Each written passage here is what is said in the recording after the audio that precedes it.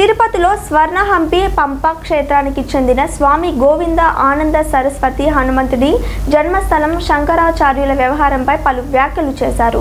హనుమంతుడి జన్మస్థలం కర్ణాటకలోని కిష్కింద ప్రాంతంలో ఉన్న పంప క్షేత్రమేనని దేశవ్యాప్తంగా నిర్ణయం తీసుకున్నట్లు తెలిపారు. ఆ ప్రాంతాన్ని అభివృద్ధి చేసేందుకు కర్ణాటక ప్రభుత్వం సుమారు 120 కోట్లతో అభివృద్ధి పనులు చేపట్టబోతుందని చెప్పారు. వసంత పంచమి రోజున అక్కడి భూమి పూజ కూడా జరిగినట్లు పేర్కొన్నారు. తిరుమలలో హనుమంతుడు జన్మించాడనే విషయానికి తమ వద్ద ఎలాంటి అధికారిక ఆధారాలు లేవని టీటీడీ కోర్టుకు అఫిడవిట్లో తెలిపిందని ఆయన చెప్పారు. తిరుమలలోని అంజనాద్రి హిల్లును హనుమంతుడి జన్మస్థలంగా నిర్ధారించే ప్రమాణాలు లేవని కూడా వ్యాఖ్యానించారు. శంకరాచార్యులు ఏర్పాటు చేసిన 4 పీఠాల విషయాన్ని తాము నిరూపిస్తే సమతామూర్తి రామానుజాచార్య విగ్రహం స్థానంలో శంకరాచార్యుల విగ్రహం పెడతారా అని ప్రశ్నించారు. మతపరమైన విషయాల్లో అనవసరంగా జోక్యం చేసుకోవద్దని తమ కార్యకలాపాలు చూసుకోవాలని ఆయన సూచించారు. ఇది మేము ఎప్పుడెప్పుడు వచ్చినా సరే మాకు ఇలాంటి ధర్మ సంకటాలు ఎదురవుతూనే ఉన్నాయి.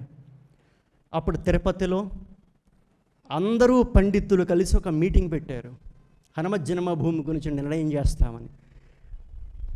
చలకపటం చేశారు, మోసం చేశారు, దగా చేశారు, కుట్ర చేశారు.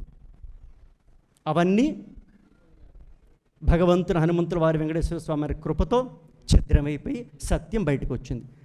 ఇప్పుడు కూడా మాకు ఒక ధర్మమైనటువంటి సంకటం ముందర ఉన్నది. ఏ రకంగా అంటే మహాభారతంలో అర్జునుడికి ఏ సంకటం? ముందర గురువులు, వెనకాల బాంధవులు. అలాగే ఇప్పుడు మాకు ధర్మ సంకటం ఎదురైంది.